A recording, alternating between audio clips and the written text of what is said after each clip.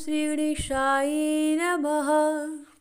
ओम श्री उमा महेश्वराय नमः। श्री कार्तिक मास माहात्म्य 16वां अध्याय।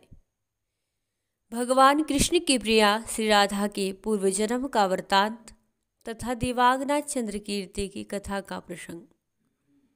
महाराज पृथु नारद जी से पूछने लगे कि हे नारद जी, समस्त गोपियों में श्री राधा रानी ही भगवान श्री कृष्ण को इतनी प्रिय क्यों है तथा कार्तिक मास में भगवान के साथ उनकी पूजा क्यों होती है। नारद जी कहने लगे कि पहले मनवंतर में पांचाल देश में प्राचीन वीही नाम का एक राजा था। उसने विष्णु भगवान का अत्यंत सुंदर विशाल मंदिर बनवाया। उसमें नित्य प्रति विधि विधान से भगवान का पूजन हुआ करता था। उसी नगर की एक अति सुंदर स्त्री प्रेम में विह्वल होकर भगवान के सामने मोहक नृत्य किया करती थी।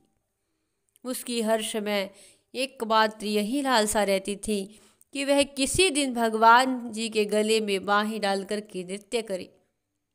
एक दिन उसने अपना समस्त द्रव्य लाकर गरीबों में बांट दिया और इसी आशा में प्राण त्याग दिए। दूसरे जन्म में वह अत्यंत सुंदर देवांगना बनी। चंद्रकीर्ति नाम वाली वह देवांगना एक दिन दर्पण में अपना अद्भुत रूप लावण्य देखकर मनी मन कहने लगी कि भगवान के अतिरिक्त अन्य कोई मेरा पति हो ही नहीं सकता। ऐसा विचार करके वह भगवान की छवि मन में धारण कर नृत्य करने लगी। कुछ समय बाद दैत्यों के आतंक से दुखी होकर समस्त देवता ब्रह्मा जी की शरण में गए। तब ब्रह्मा जी ने भगवान विष्णु के कृष्ण अवतार लेने का संपूर्ण वृत्तांत देवताओं को सुनाया। साथ ही उनको आज्ञा दी कि देवता ग्वाल बाल एवं देवांगनाएं गोपियों के रूप में जन्म लेकर भगवान की सेवा करें। देवांगना चंद्रकीर्ति ब्रह्मा जी से प्रार्थना करती हुई बोली कि मेरा पूर्व जन्म का मनोरथ पूर्ण होने की आज्ञा प्रदान करे। तब ब्रह्मा जी के वरदान देते हुए कहा कि तुम नंदग्राम में श्री वैश्य भानुगोप के यहाँ श्री राधा नाम से जन्म लेकर के समस्त व्रज गोपिकाओं में सबसे अधिक भगवान की प्रिय होगी।